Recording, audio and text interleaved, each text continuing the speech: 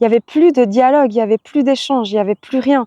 Je pouvais plus aller faire mes courses. Je pouvais plus aller dans un magasin sans voir uniquement du plastique. Je rentrais dans un magasin, je repartais, j'avais quasiment rien acheté. Entre 2017 et 2018, j'ai fait un burn-out lié à l'écologie, lié au climat, lié à la consommation, à la surconsommation, lié à l'anxiété qui est générée par les guerres, par la manière dont tourne le monde.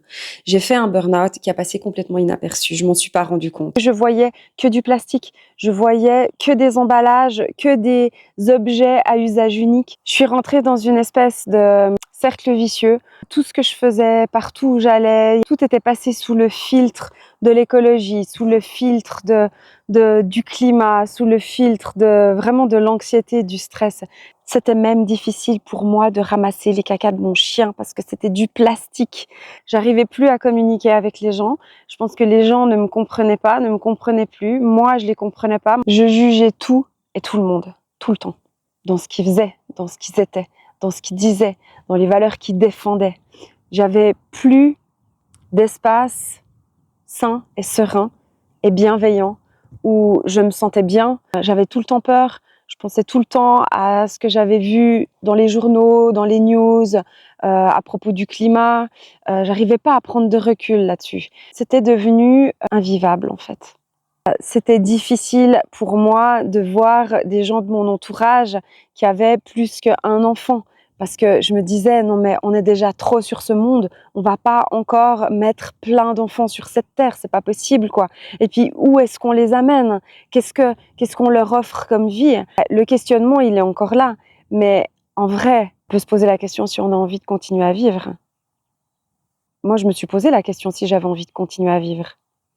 Et je pense que c'est une période qui a été pour moi charnière où je me suis dit, ok, alors à partir de là, Camille, tu fais des choses qui ont du sens. Et au lieu d'aller chez le médecin, de me faire mettre à l'arrêt, j'ai simplement démissionné et j'ai poncé des meubles.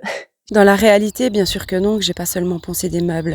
Je les ai récupérés, je les ai réparés, je les ai nettoyés, j'ai chiné des objets, j'ai fait de la brocante, j'ai fabriqué des bijoux avec de l'argenterie, j'ai fabriqué des bracelets avec des pierres, j'ai fait des lives Instagram pour faire quelque chose qui me faisait peur. J'ai créé un podcast pour oser, pour me challenger, pour me donner du courage.